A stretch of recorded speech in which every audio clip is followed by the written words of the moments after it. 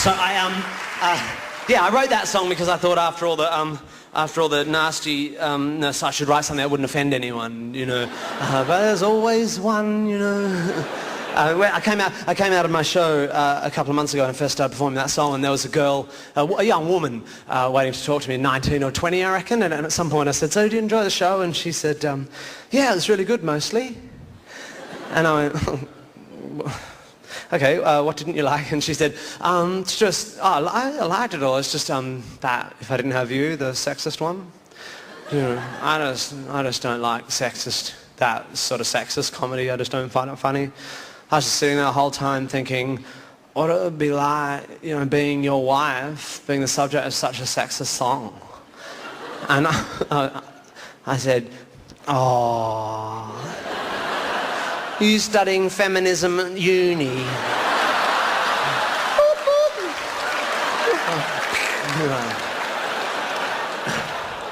I didn't say that. I should have said that. But I realised immediately that she'd made a mistake, because she obviously thought that was a song about love or relationships or something. It's quite clearly a song about maths.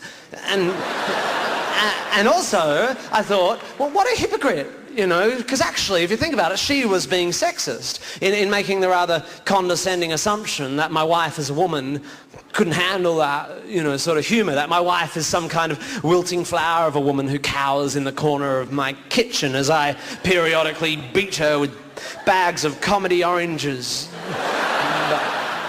But that's not the case. I mean, Sarah and I share a sense of humour. Obviously, we've been together almost half our lives. She made me like this.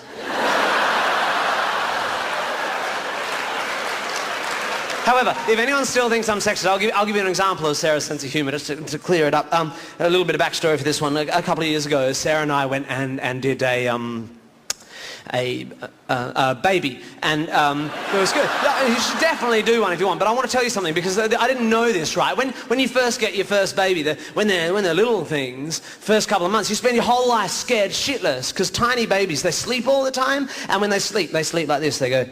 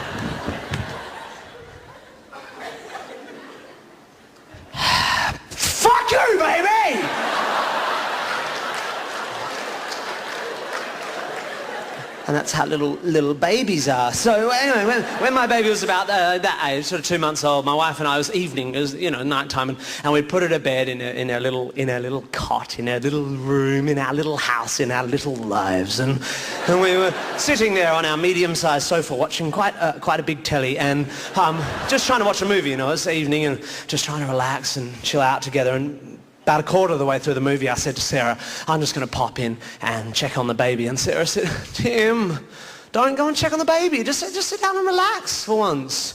I mean, if she's asleep, you'll just wake her up. And if she's dead,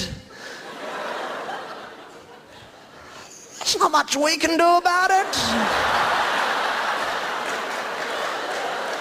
We might as well watch the end of the movie.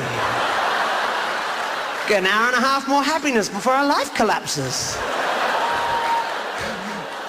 So don't worry about my sick fucking wife."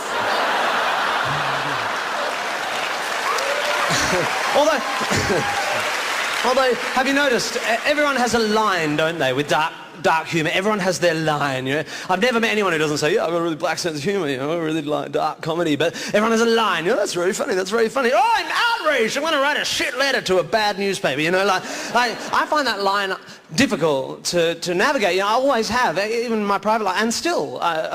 Just a few months ago, I was in my kitchen, and my baby, who at that stage was not quite 2, was just wandering around the kitchen. I was making a sandwich. I noticed she'd found something and stuck it in her mouth. You know, they'd push in the mouth. And I said, darling, come here.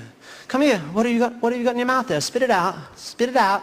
Spit it out. Good girl. Darling, you don't put coins in your mouth. Coins are dirty, aren't they? Coins are yucky. Yeah, you don't put coins in your mouth. Your mouth is for food. And a little later on, cock. See? Fucking knew that was funny, right? That's funny, isn't it? Exactly, but my wife was in the kitchen. And my wife was like, Tim, for Christ's sake, you can't say that. She might like pussy.